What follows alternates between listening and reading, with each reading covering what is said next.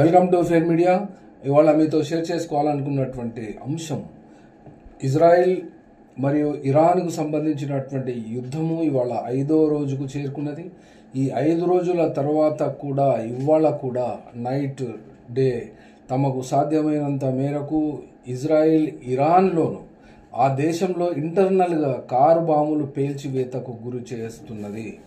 అనగా ఇరాన్లో ఉన్నటువంటి టాప్ మిలిటరీ ఆఫీసర్ కూడా నైట్ చేసినటువంటి స్ట్రైక్స్లో చనిపోవడం జరిగినట్టుగా అక్కడి రక్షణ మంత్రి, ఇజ్రాయెల్ రక్షణ మంత్రి తెలియజేస్తున్నాడు. అట్లాగే ఇరాన్కు సంబంధించినటువంటి ప్రజలను డొనాల్డ్ ట్రంప్ మరియు అతనికి సంబంధించి ఎక్కడ ఏమి సూచనలు చేస్తున్నాడు అంటే ఒక చోట ఒకసారి మరొకసారి ట్విట్టర్ హ్యాండిల్లో ఒకసారి తనకున్నటువంటి సోషల్ మీడియా ప్లాట్ఫామ్స్లో మరొక రకంగా చెప్తున్నప్పటికీ కూడా ఇది ఒక G7 లో పార్టిసిపేట్ చేస్తూ ఆ G7 తరఫున చెప్తున్నటువంటి స్టేట్మెంట్ ఒకటి ఉన్నది. ఇమీడియట్గా ఈ యొక్క యుద్ధాన్ని ఆపేయాలి, ఎస్కలేషన్ చేయనివ్వకూడదు, జరగకూడదు అని ఒక వైపున చెప్తూనే మరొక వైపున ఇరాన్ దగ్గర అణ్వాయుధాలు ఉండజాలవు అని చెప్తున్నాడు. Can never have nuclear bombs అంటే ఎప్పటికీ ఉండజాలవు అని చెప్పడంలో ఇక్కడ ఒక అర్థం విపరీతంగానే వస్తుంది. అనగా ఈ యొక్క ఎప్పటికీ ఉండజాలవు అనే పదం కెనాట్ హ్యావ్, కెన్ నెవర్ అనే పదాలు యూజ్ చేయడం మూలాన ఇక్కడ ద్వంద్వార్థాలు అర్థం చేసుకోవచ్చు. అనగా ఒకవేళ మొదట్లో 2 రోజులు అయితే ఈ యొక్క యుద్ధానికి అమెరికాకు మాకు సంబంధం లేదు, అవి వాటంతటా వాటే పోరాడుతున్నవి కాబట్టి అని చెప్తూ వచ్చాడు. తర్వాత వస్తే మాకు ఎలాంటి ఇబ్బంది లేదు అనుకుంటూ వచ్చాడు. తర్వాత ఇప్పుడు అవసరమైతే ఆ యుద్ధంలో పార్టిసిపేట్ అవుతాము అని చెప్తున్నాడు. ఒక్కొక్క రకంగా ఒక్కొక్కటి. ఎందుకంటే ఇతనికి నిన్న కూడా మేము వీడియో చేసినటువంటి దాంట్లో కూడా నమ్మశక్యము కానటువంటి వ్యక్తిగా ఈ ప్రపంచంలో అపఖ్యాతి గడించుకున్నాడు. అట్లాగే ఇక్కడ జరుగుతున్నటువంటి పరిణామాల విషయంలోనైతే ఇరాన్ దగ్గర ఇప్పటి వరకైతే వస్తున్న వార్తల ప్రకారంగా 20,000 మిజైల్స్ అండర్ గ్రౌండ్లో దాంట్లో ఉంచుకున్నట్టు, తమకు సంబంధించిన సీక్రెట్ ప్రదేశాలలో ఉంచుకున్నట్టు తెలుస్తుంది. అట్లాగే నిన్నటి వరకు వచ్చినటువంటి వార్తల ప్రకారంగా ఇది కొన్ని గంటలు కాదు వారాలు పడుతుంది యుద్ధం ఆగడానికి అని చెప్తున్నప్పుడు ఇవాటికి వచ్చేసరికి 100 రోజుల వరకు సరిపడా ఆయుధ సామాగ్రి ఇజ్రాయిల్పై దాడి చేయడానికి సిద్ధంగా ఉన్నట్లు ఇక్కడ ఇరాన్ నుండి వార్తలు వస్తున్నవి. అట్లాగే భారతదేశంలో ఉన్నటువంటి విదేశాంగ శాఖ కూడా అక్కడ ఇరాన్లో ఉన్నటువంటి భారతీయ పౌరులకు మరియు విద్యార్థులకు అక్కడి నుండి సేఫ్ ప్రదేశానికి వెళ్ళడానికి మరియు అక్కడి నుండి ఆ మంచి ప్రదేశాలకు అంటే సేఫ్టీ ప్రదేశాలకు వెళ్ళడానికి అక్కడ సదుపాయాలు కూడా ఎక్స్టర్నల్ అఫేర్స్ మినిస్ట్రీ మరియు ఎంబాసీ కల్పించినట్టు కూడా వార్తలు వస్తున్నవి. అట్లాగే ఇక్కడ టెన్స్ బాగా విపరీతంగానే పెరుగుతుంది కాబట్టి ఇందులోపట అమెరికా ఒకవైపున ఇజ్రాయెల్ మొదటి నుండి ఇజ్రాయెల్ తమకు సంబంధించిన వ్యక్తిగానే చూసుకుంటున్నప్పుడు ఇక్కడ ఎలక్షన్లో ట్రంప్ ఎలక్షన్లలో కూడా ఈ యొక్క ఇజ్రాయిలీస్ అనగా జూయిష్ కమ్యూనిటీకి సంబంధించినటువంటి వాళ్ళు తమ ఎలక్షన్ క్యాంపెయిన్కు కూడా పెద్ద మొత్తంలో డబ్బులు కాంట్రిబ్యూట్ చేశారు. కాబట్టి ఈ ప్రపంచంలో నడుస్తున్నటువంటి మిలిటరీ ఇండస్ట్రియల్ కాంప్లెక్స్ గురించి అయితే ఎప్పటికైనా కూడా ఆ దేశానికి సంబంధించి ఆ యొక్క ప్రతి యుద్ధంలోనూ వాళ్ళ పాత్ర ఉంటుంది. కార్పొరేషన్స్ అన్ని కలిపి ఫండింగ్ చేసి అక్కడ ఒక యుద్ధాన్ని ఒక పేపర్ను తయారు చేసి ఒక డ్రాఫ్ట్ను తయారు చేసి అక్కడ ఉన్నటువంటి అమెరికా వైట్ హౌస్ లేదా అక్కడ ఉన్నటువంటి సెనెట్ మరియు లోయర్ హౌస్లలో పాస్ చేయించుకొని ఆ దేశాల మీద దాడులు చేసి అక్కడ అన్నిటిని కూడా లూట్ మరియు చేసి అక్కడ వాళ్ళ దగ్గర నుండి ప్లాండరింగ్ అంటారు, యుద్ధకాండ చేసి మళ్ళీ అదే ఆ కార్పొరేషన్లకు మళ్ళీ అదే చేరుతుంది. కాబట్టి ఈ రకమైనటువంటి మిలిటరీ ఇండస్ట్రియల్ కాంప్లెక్స్ ఈ యొక్క వార్ నడిపిస్తున్నటువంటి వాళ్ళు. కాబట్టి ఈ యొక్క వార్ లోపల ఇరాన్ ప్రపంచంలోనే చమురు ఉత్పత్తి చేసేటువంటి దేశాలలో 3వ స్థానంలో ఉంది. కాబట్టి ఈ యొక్క యుద్ధాలలో ముఖ్యంగా ఇప్పుడు చెప్తున్నటువంటి ముఖ్య కారణము న్యూక్లియర్ ప్రొలిఫరేషన్ ట్రీటీకి సంబంధించి ఒక యురేనియము యురేనియంను శుద్ధి చేసేటువంటి స్థావరాల మీద, మిలిటరీ పాయింట్స్ మీద మరియు అక్కడ రక్షణ శాఖకు మీద దాడులు చేసి ధ్వంసం చేసినట్టుగా ఇజ్రాయిల్ పేర్కొంటున్నప్పటికీ కూడా ఇరాన్ ఇంకా 100 రోజుల వరకు కూడా కొట్లాడేటువంటి దాడులు చేసేటువంటి సామర్థ్యం అని చెప్పినప్పుడు ఇక్కడ ఒక విషయం అర్థమవుతున్నది. ఇక్కడ అణ్వాయుధము, న్యూక్లియర్ పవర్ కావాలి, న్యూక్లియర్ వార్ హెడ్స్ను మరియు న్యూక్లియర్ బాంబ్స్ను తయారు చేసుకోవడానికి ఈ యొక్క ఇరాన్కు ఎందుకు అనుమతించడం లేదు, ఎందుకు ఈ యొక్క యుద్ధాన్ని కొనసాగించవలసి వస్తుంది అని చూడాలి అనుకుంటే ఇక్కడ ఉన్నటువంటి దేశాల దగ్గర ఉన్నటువంటి ఈ యొక్క ఆయుధాలు, అణ్వాయుధాలకు సంబంధించి మరి ఇప్పటి వరకు ఏమైనా ఇవి యుద్ధాలు చేసినాయా, ఇవి యొక్క యుద్ధాలు చేసేటువంటి పరిస్థితి వీటికి ఉన్నదా అనుకుంటే ఇప్పటి వరకు కూడా ఈ యొక్క 9 దేశాలు, ఈ 9 దేశాలు కూడా ప్రతి చోట కూడా ఇతర దేశాల నుండి స్టక్ అయ్యి అక్కడక్కడ లోకల్గానే అవి బిజీ అవుతున్నవి. ఆ యుద్ధం నుండే జయించలేకపోతున్నది. ఒక్క మాట చెప్పాలనుకుంటే ఈ యొక్క రష్యా యుక్రెయిన్ తోటి జరుగుతున్నటువంటి యుద్ధం ఫిబ్రవరి 22, 2022 నుండి ఇప్పటి వరకు ఇంత చిన్న దేశము, ఆ యొక్క చిన్న దేశము రష్యా లోపల ప్రవేశించి రష్యాను ఇప్పటి వరకు ముప్పు తిప్పలు పెడుతున్నప్పటికీ ఆ యొక్క రష్యన్ సైన్యాలు యుక్రెయిన్ను ఆధిపత్యంలోకి పూర్తి స్థాయిలో తీసుకురాలేకపోయింది. అక్కడ ఉన్నటువంటి జెలెన్స్కీని కూడా కంట్రోల్ చేయలేకపోయింది. కాబట్టి ఈ యొక్క న్యూక్లియర్ పొజెసింగ్ స్టేట్స్కు ఉన్నటువంటి పరిమితులు ఎంత, అవి ఏం చేయగలవు అనే విషయాన్ని కూడా ఒకసారి దృష్టిలో పెట్టుకోవాలి. అట్లాగే యునైటెడ్ స్టేట్స్కు ఉన్నటువంటి గ్లోబల్ లెవెల్లో ఈ గల్ఫ్ ఏరియాలో ఉన్నటువంటి స్థావరాలు, అమెరికన్ మిలిటరీ స్థావరాలు ఎన్ని ఉన్నప్పటికీ కూడా ఆ యొక్క అరబ్ దేశాల దగ్గరనే అవి కేంద్రీకరించి మోహరించి ఉంచినాడు. కాబట్టి అందులోపట ఉన్నటువంటి 19 లొకేషన్స్, 19 లొకేషన్స్లో ఉన్నప్పటికీ 8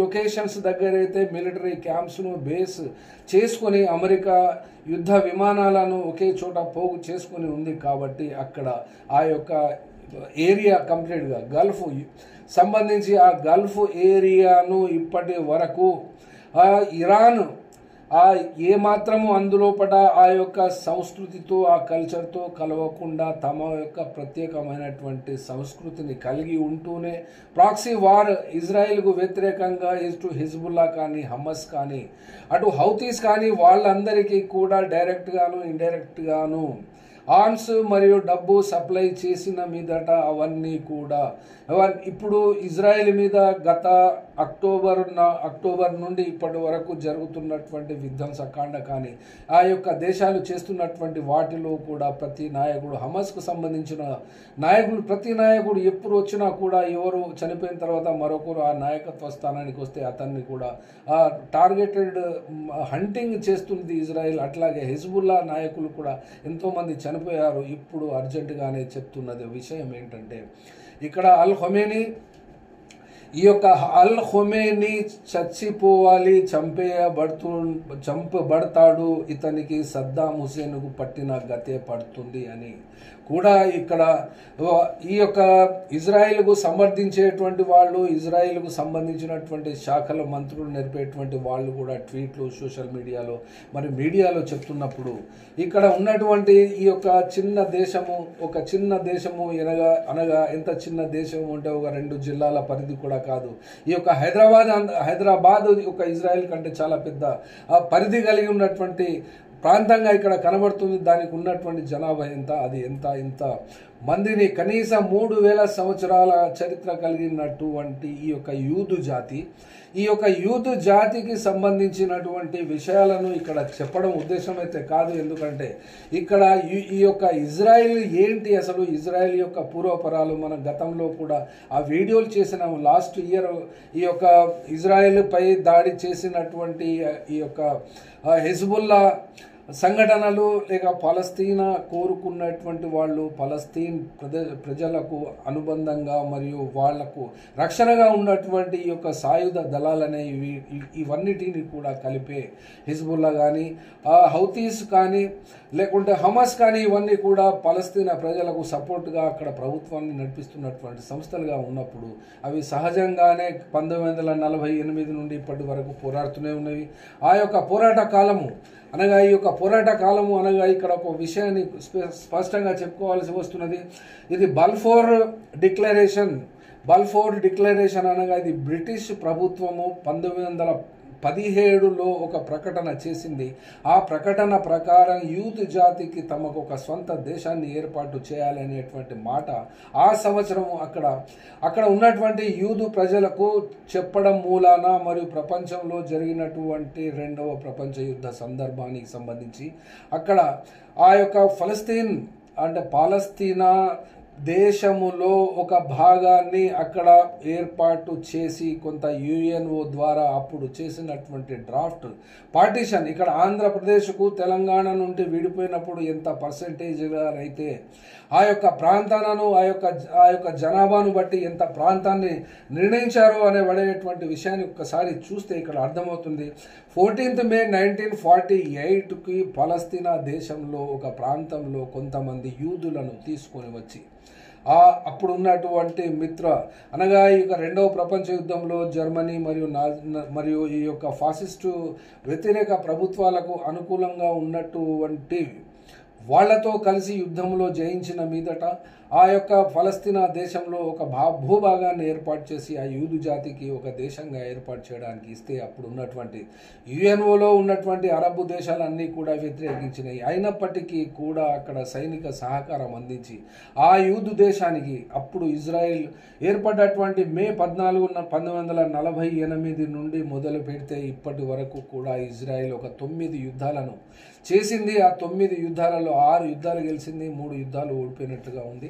కాస్త అటు ఇటుగా ఉండే అవకాశం ఉంటుంది. కానీ ఇక్కడ 1945లో ఈ యొక్క పార్టీషన్ ప్లాన్ ఈ యొక్క ఫలస్తీనా దేశంలో యూదు జాతీయులకు ఇజ్రాయిల్ దేశంగా పిలుచుకునేటువంటి వాళ్ళకు ఒక స్వంత దేశం ఉండాలని చెప్పి చేసినటువంటి ప్లాన్ ప్రకారంగానైతే వాళ్ళు ఆ యొక్క యునైటెడ్ నేషన్స్ చేసినటువంటి ప్రాతిపదికన దాని యొక్క ప్రపోజల్ 56.47 యొక్క ల్యాండ్ ఏరియాను అక్కడ ఉన్నటువంటి పాలస్తీనా దేశంలో ఇవ్వడానికి ఈ యొక్క పార్టీషన్ ప్రపోజల్ తయారు చేయడం అనేది అనగా ఈ యొక్క 56.47% పాలస్తీనా దేశంలో ల్యాండ్ అంటే అక్కడ 15,264 స్క్వేర్ కిలోమీటర్ భూమిని అనగా అక్కడ ఆ భూమిని పాలస్తీనా దేశంలో ఆ యొక్క యూదు జాతికి ఒక దేశంగా ఉండండి అని అక్కడ బ్రిటిష్ ప్రభుత్వం ఎందుకంటే అప్పుడు ఉన్నటువంటి ఆ యొక్క ఫలస్తీనాపై బ్రిటిష్ ప్రభుత్వం యొక్క ఆధీనమే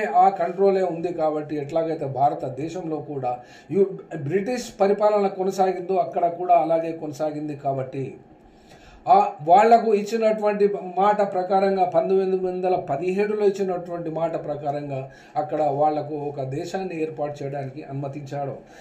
అట్లాగే ఇక అరబ్ దేశంలో ఉన్నటువంటి వాళ్లకు అనగా ఈ యొక్క పాలస్తీనా ప్రజలకు ఇవ్వగలిగినటువంటి ప్రపోజల్ ఎంత ఉంటే ఈ యొక్క 42.88% ఇది యొక్క కిలోమీటర్లలో కనుక చూస్తే 11,592 స్క్వేర్ కిలోమీటర్ యొక్క భూమిని ఆ యొక్క ప్రదేశాన్ని పాలస్తీనా ప్రజల కోసం అక్కడ ఇచ్చినట్టుగా అప్పుడు ఉన్నటువంటి యునైటెడ్ నేషన్స్ ఈ యొక్క పార్టీషన్ ప్రోగ్రామ్ను ఆ యొక్క ప్లాన్ను డ్రాఫ్ట్ను ఓకే చేసిన సందర్భంలో కూడా అక్కడ ఉన్నటువంటి అరబ్ నాయకులు అరబ్ జాతీయులు అరబ్ దేశాలన్నిటినీ కూడా అవన్నీ కూడా ముక్త కంఠంతో ఈ యొక్క పార్టీషన్ ప్లాన్ను రిజెక్ట్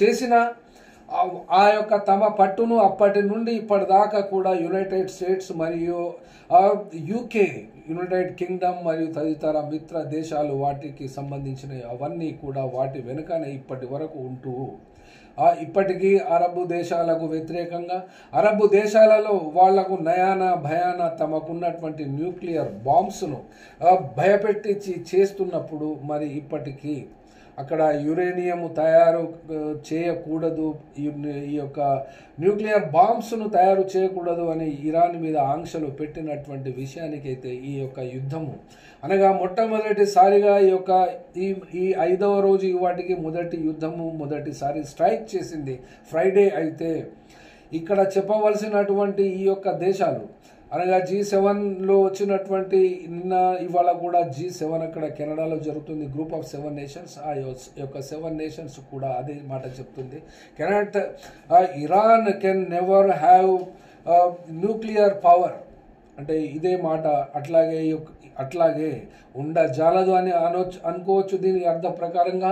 లేకుంటే ఇప్పుడున్నటువంటి పరిస్థితులలో ఇరాన్ దగ్గర ఈ యొక్క అణు బాంబు లేదు అని కూడా చెప్పుకోవచ్చు. కానీ ఇందులో అర్థం చేసుకోవాల్సినటువంటి రీతి ఎప్పుడు ఏ రకంగా దాన్ని ఇంటర్ప్రెట్ చేసుకొని ఏ రకాన్ని అర్థం ఇచ్చి ఏ చర్యకు పూనుకుంటుందో ఆ అగ్రరాజ్యాన్ని నడిపిస్తున్నటువంటి నిలకడ లేని వ్యక్తి, అట్లాగే నిలకడ లేకుండా మాట్లాడేటువంటి వ్యక్తి, ఎటు పడితే అటు అది నాలిక కాదు, అది తనది కాదు అనుకుంటూ మాట్లాడేటువంటి వ్యవహారంలో ఇక్కడ అమెరికాకు నడిపిస్తున్నటువంటి అమెరికాను శాసిస్తున్నటువంటి అధ్యక్షుడిగా ఉన్నటువంటి డొనాల్డ్ ట్రంప్ను ఏ రకంగానూ నమ్మడానికి వీలు లేని పరిస్థితుల్లోనే ఇరాన్ తమ సొంత నిర్ణయం ప్రకారంగా తన యొక్క దేశానికి, తన మనుగడకు, తమ ప్రజల కోసం ఇప్పుడు చేస్తున్నటువంటి యుద్ధంలోనైతే ఏ రకంగా దాన్ని ఎదుర్కొంటుంది, ఏ రకమైనటువంటి పరిపాలనను కొనసాగిస్తుంది అంటే ఈ రకమైనటువంటి అక్కడ ఉన్నటువంటి ప్రతి ప్రభుత్వానికి వ్యతిరేకంగా ప్రజల్లో కాస్త అసహనము, అసంతృప్తి అవన్నీ ఉంటూనే ఉంటాయి.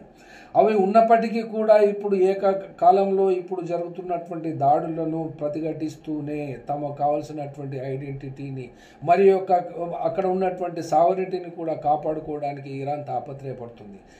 ఇలాంటి పరిస్థితుల్లో ఇరాన్కు అండగా నిలబడేటువంటి దేశాలలో చైనా ముఖ్యంగా చెప్పుకోవాల్సి వస్తుంది, అట్లాగే రష్యా చెప్పుకోవాల్సి వస్తుంది. తర్వాత ఇప్పుడు నార్త్ కొరియా కూడా నిన్న తాను కూడా ఈ యొక్క ఇజ్రాయెల్ చేస్తున్నటువంటి దాడి చాలా ఘోరమైనటువంటి దాడి అని దాన్ని వివరిస్తున్నాయి. ఆ యొక్క ఇరాన్కు సపోర్ట్ చేస్తున్నట్టుగా ఈ యొక్క దేశాలు ప్రకటించిన మీదట అట్లాగే పాకిస్తాన్కు సంబంధించి కూడా ఈ యొక్క ఇరాన్ పక్కన సరసన నిలబడి ఇజ్రాయెల్కు వ్యతిరేకంగా పోరాడడానికి నిలబడ్డప్పుడు, అట్లాగే ఆఫ్ఘనిస్తాన్ కూడా మేము కూడా అక్కడ జరుగుతున్నటువంటి దాడులకు ఇరాన్పై చేస్తున్నటువంటి పరిస్థితులలో మేము కూడా ఊరికే ఉండజాలము అనేటువంటి భాష చెప్తూనే ఆ యుద్ధానికి నైతికంగాను సరే ఏ రకంగా సహకారం ఏ దేశం ఏ రకంగా చేస్తుందో అనేది ప్రాక్టికల్గా వచ్చేటువంటి రోజుల్లో తెలుస్తుంది. కాబట్టి అప్పటి వరకు వెయిట్ చేయాల్సిందే, చూడవలసిందే. కానీ ఇవన్నీ కూడా ఈ యొక్క యుద్ధాన్ని ప్రపంచవ్యాప్తంగా తమ వైపున ఫోకస్ చేసుకొని మరి వాస్తవంగా వీళ్ళ దగ్గర అయితే అణువాయుధాలు ఉన్నాయి కాబట్టి మరి రెండవ ప్రపంచ యుద్ధం తర్వాత ఒకరిపై ఒకరు దాడులు చేసుకొని ప్రపంచాన్ని అంతము చేయడానికి ఎందుకు ధైర్యపడటం లేదు, ఎందుకు ధైర్యపడడం లేదు, ఎందుకు వీళ్ళకు ధైర్యం రావడం లేదు? పేద ప్రజలు ఎలాగైతే వీళ్ళకు అవసరం లేదు కాబట్టి వాళ్ళకు కావాల్సిన పెట్టుబడి కాబట్టి వాళ్ళకు కావాల్సిన యుద్ధాలు మరియు సంపద మరియు దోచుకోవడం మరియు తనకు కావాల్సినటువంటి పెట్టుబడులను పెంచుకోవడం, సామ్రాజ్యవాదంగా ఈ ప్రపంచాన్ని శాసించడం అనేటువంటి ఉద్దేశాలు కలిగి ఉన్నటువంటి ఈ 9 దేశాలు మరి ఎందుకు అణుబాంబులను ఒకరిపై ఒకరు వేసుకోకుండా మరొక ప్రాంతాన్ని అక్కడ ఫ్లాష్ పాయింట్గా నిర్ణయించి ఆ ఫ్లాష్ పాయింట్లో అక్కడ జమ అయ్యి ఎందుకు పోరాడుతున్నట్టు ఆ విషయానికి జవాబు వాళ్లే చెప్పాలి. ఎందుకు చెప్పాలి అంటే ఈ యొక్క న్యూక్లియర్ పవర్లో ఎక్కువ అణ్వాయుధాలు కలిగి ఉన్నటువంటి వార్ హెడ్స్ లేదా మిసైల్స్ కలిగి ఉన్నటువంటి అత్యధికమైనటువంటి దేశంగా, పెద్ద దేశంగా చెప్పుకోవాలంటే అది రష్యా వస్తుంది. తర్వాత స్థానంలో యునైటెడ్ స్టేట్స్ వస్తుంది, తర్వాత China, France, UK, Pakistan, India, Israel, తర్వాత నార్త్ కొరియా.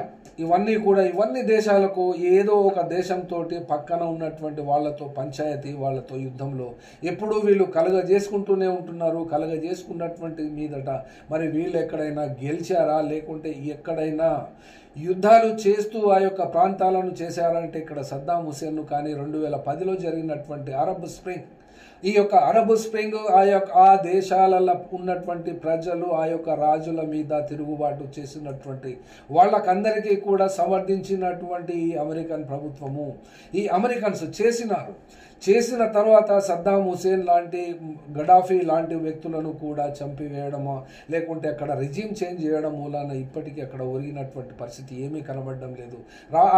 ఆ యొక్క రాజులను ఓడించి ఆ యొక్క రిజిమ్ చేంజ్ చేసి ఆ యొక్క రాజులను తమకు కావాల్సినటువంటి పప్పెట్ కింగ్స్ను, పప్పెట్ ప్రైమ్ మినిస్టర్స్ను పెట్టడం మూలాన కూడా వాళ్ళు ఆర్థికంగా దోచుకున్నదే, ఇక్కడ దోచుకొని బతుకుతున్నదే తప్ప ఇంకా వాళ్ళు చేయగలిగింది ఏమి ఉంటుంది. ఇరాక్లోనైతే సద్దాం హుసేన్ తర్వాత ఇప్పటికీ కూడా ఆ యొక్క ప్రభుత్వమే ఉంది, అమెరికన్ చెప్పు చేతలో నడిచేటువంటి ప్రభుత్వమే ఉంది. కాబట్టి అక్కడ ఉన్నటువంటి ఆ యొక్క ఇరాన్ దేశము ఇజ్రాయెల్ మీద దాడి చేయాలంటే ఆ దేశం నుండే వెళ్ళాలి, ఆ దేశం నుండే చేయాలి. కాబట్టి యొక్క ఆ సైనిక స్థావరాలన్నీ కూడా ఆ యొక్క దేశాలలో మోహరించి ఉన్నాయి. కాబట్టి ఈ దేశాలన్నీ కూడా డైరెక్ట్గానే వచ్చి ఏమైనా ఇరాన్ను మొత్తంగానే నాశనము, ఇజ్రాయిల్ అనగా ఇరాక్ను చేసినట్టుగా ఇక్కడ ఏమైనా చేసే పరిస్థితి వస్తుందా అంటే దాని గురించి ఇదమిత్తంగా ఖచ్చితమైనటువంటి జవాబు అయితే చెప్పలేము. కానీ ఇక్కడ రష్యాకు చూడాలంటే యుక్రెయిన్ తోటి గెలవలేకపోయింది.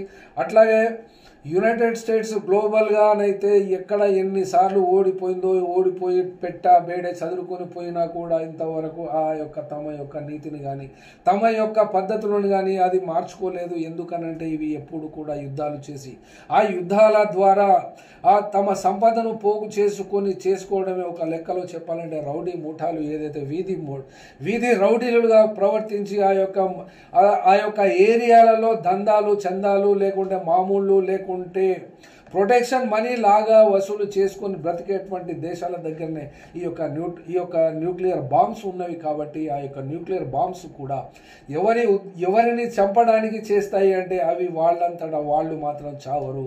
ఒకరి దేశం పట్ల ఒక అణుబాంబు వేయరు. ఎందుకంటే ఒక దేశం మీద అణుబాంబు వేస్తే ఆ అణుబాంబు మళ్ళీ తిరిగి కనుక ఉపయోగిస్తే తాము కూడా సస్తాం. కాబట్టి ఈ యొక్క ప్రపంచాన్ని శాసిస్తున్నటువంటి 10-15% ప్రజలు అనగా ఈ యొక్క 10% వాళ్ళ యొక్క కార్పొరేట్ మరియు ఇంటర్నేషనల్ లెవెల్లో ఉన్నటువంటి వాళ్ళ యొక్క బాడీస్ను నడిపించడం కోసం ఈ యుద్ధాలను నడిపిస్తారు. కాబట్టి వాస్తవంగా ప్రజలు భయపడాల్సిన అవసరం అయితే లేదు. ఎందుకనంటే వాళ్ళతో పాటు వీళ్ళు చస్తారు, వీళ్ళతో పాటు ఉంటే అందరూ ఉంటారు, పోతే అందరూ పోతారు. కాబట్టి మరి రెండవ ప్రపంచ యుద్ధము తర్వాత ఇప్పటి వరకు కూడా ఈ యొక్క న్యూక్లియర్ బాంబ్స్ యొక్క యూటిలైజ్ ఎందుకు చేయలేకపోయారు అంటే జవాబు ఇక్కడే కనబడుతుంది. వీళ్ళందరికీ కూడా ఈ ప్రపంచాన్ని శాసిస్తున్నటువంటి 10-15% ప్రజలు వాళ్ళ ప్రాణాలను వాళ్ళు కాపాడుకోవాలి. కాబట్టి ఒకవేళ వేరే దేశాలపై చేసినటువంటి దౌర్జన్య కాండే చేసినట్లయితే వాళ్ళు అక్కడి నుండి పెట్టాబేడే చదువుకుపోయినటువంటి చరిత్ర ఇక్కడ ప్రపంచవ్యాప్తంగా అమెరికాకు మరియు రష్యాకు కూడా కనబడుతూనే ఉన్నది. కనబడ్డది కూడా పొరుగున ఉన్నటువంటి దేశమే అనుకోవచ్చు. పాకిస్తాన్ అవల ఉన్నటువంటి ఆఫ్ఘనిస్తాన్ లోపల అమెరికా కొన్ని సంవత్సరాలు, తర్వాత రష్యా కొన్ని సంవత్సరాలు కూడా లేకపోయినాయి తమ ప్రభుత్వాలను. ఇప్పటి వరకు కూడా వాళ్ళు అక్కడ ఎవరు లేకుండానే స్వతంత్రంగానే ఆఫ్ఘనిస్తాన్ దేశము విరసిల్లుతుంది. అనగా మరి ఇలాంటి దేశాలు ప్రపంచంలో గనక నిలబడగలిగినట్లయితే మరి ఈ దేశాలకు ఏం గతి పడుతుంది అంటే ఈ గతి పట్టించడానికి ఇప్పటి వరకైతే ఏ దేశాలు సాహసించడం లేదు.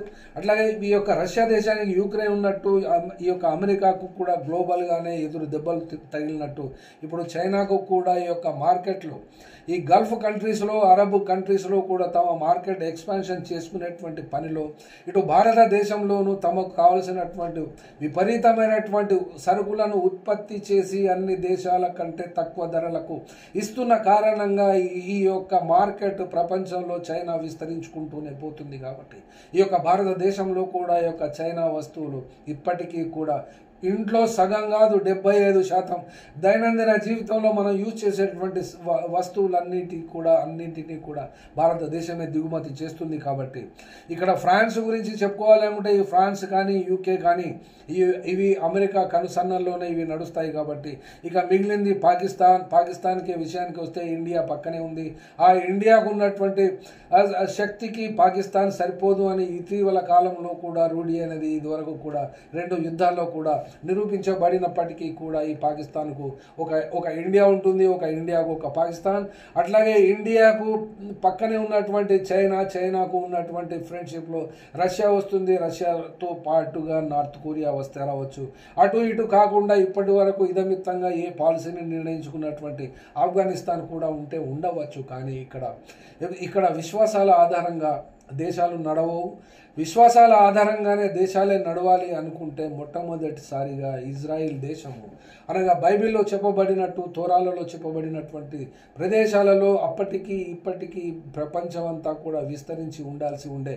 కానీ అప్పుడు చెప్తున్నటువంటి ద ప్రామిస్డ్ ల్యాండ్ అనుకున్నా లేదా గ్రేటర్ ఇజ్రాయెల్ అనుకున్నా కూడా ఈ యొక్క ప్రదేశాలకు సంబంధించి అవన్నీ కూడా ఇంతవరకు కూడా అవి ఎక్కడ వచ్చినట్టు పోలేదు. అనగా ఇవన్నీ కూడా మనం మత విశ్వాసాలకే గనక చెప్పాల్సిన పరిస్థితి వస్తే, ప్రామిస్డ్ ల్యాండ్ గనక నిలబడినట్లయితే ఇప్పుడున్నటువంటి అప్పుడున్నటువంటి జ్యూస్కు ఎన్ని వేల సంవత్సరాల తేడా ఉంటుంది. అప్పటి జాతి యొక్క లక్షణాలు ఇప్పుడున్నటువంటి జాతికి ఈ యొక్క జ్యూస్కు ప్రపంచవ్యాప్తంగా ఎక్కడెక్కడ ఎవరి దగ్గర ఉంటాయో అంటే అవన్నీ కూడా టెస్టులు చేస్తే వీళ్ళకి ఎవరు ఏమో తేల్తారో తెలియదు. 3000 సంవత్సరాల చరిత్రకు ఇప్పుడున్నటువంటి చరిత్రను ముడిపెట్టడం అయితే వీలు కాదు. కానీ వాళ్ళు చెప్తున్నటువంటి దీన్ని ఒక ఫిలాసఫికల్గా చెప్పుకోవడానికి, దానికి ఒక భౌతికమైనటువంటి పరిస్థితులకు చెప్పుకోవడానికి, దానికి కావాల్సినటువంటి బైబిలికల్ రాటిఫికేషన్ చేసుకోవడం లేదా బైబిల్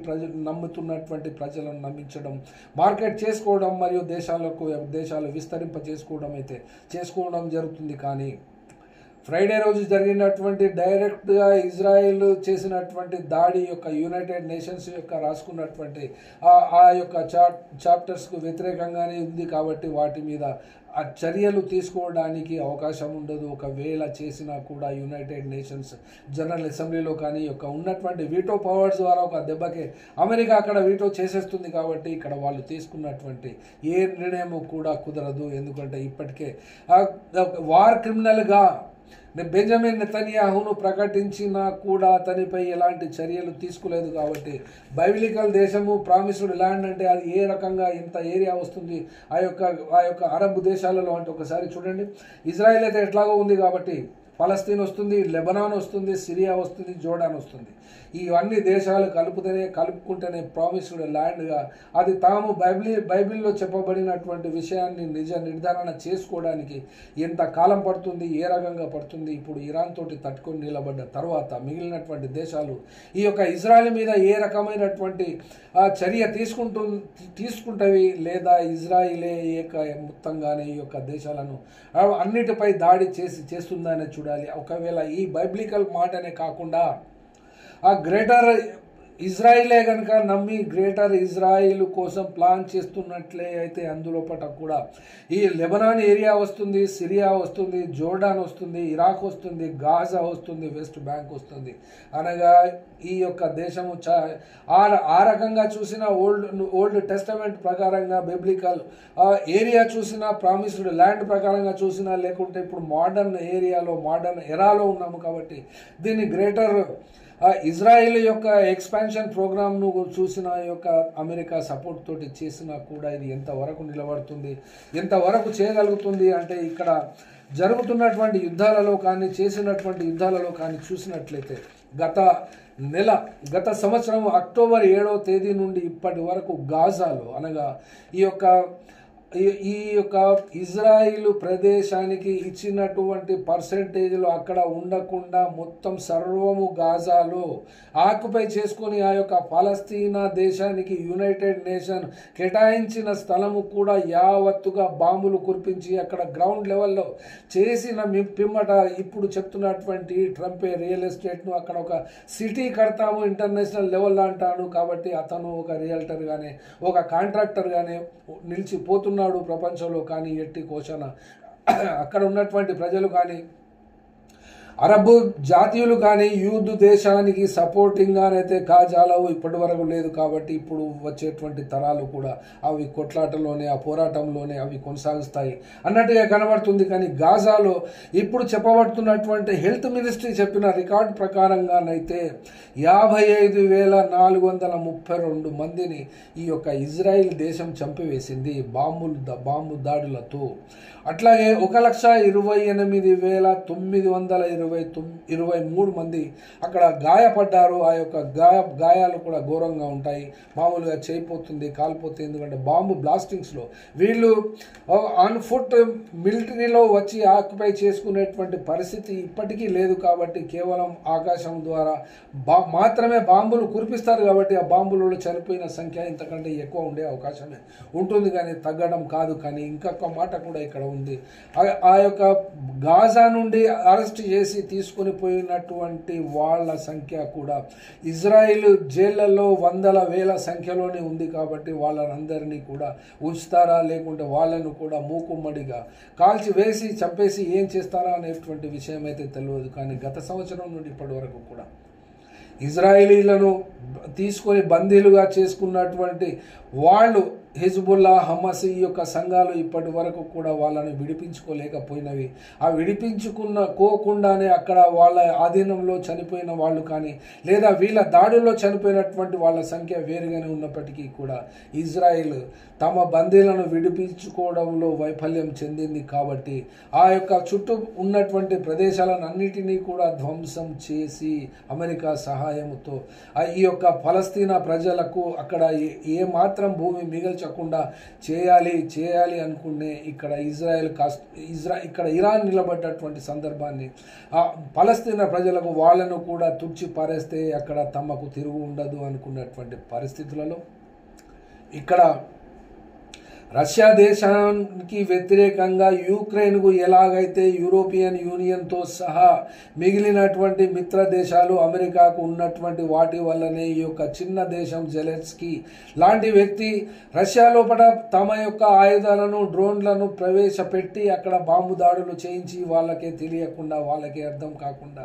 ఇప్పటి వరకు పోరాడుతున్నాడు. 2 సంవత్సరాలు దాటిపోయినా కూడా ఆ యొక్క చిన్న దేశము అది ఓడిపోలేదు. కాబట్టి మరి ఇక్కడ చెప్తున్నటువంటి పరిస్థితికే వస్తే ఇరాన్కు ఏ రకమైనటువంటి ట్రీట్మెంట్ చేస్తారు, ఏ రకమైన పరిస్థితి వస్తుంది అంటే ఇక్కడ రష్యా దేశానికి అక్కడ యూక్రెయిన్కు ఎలా అయితే సపోర్ట్ చేసినట్టుగానో ఇక్కడ రష్యా మరియు చైనా, నార్త్ కొరియా మరియు ఆఫ్ఘనిస్తాన్ లేదా మిత్ర పక్షాలుగా ఉన్నటువంటి వాళ్ళు బయటికి వచ్చి కానీ ఇతర ప్రపంచంలో ఉన్నటువంటి న్యూట్రల్ దేశాలన్నీ కూడా ఇరాన్కు సపోర్ట్ చేస్తాయా?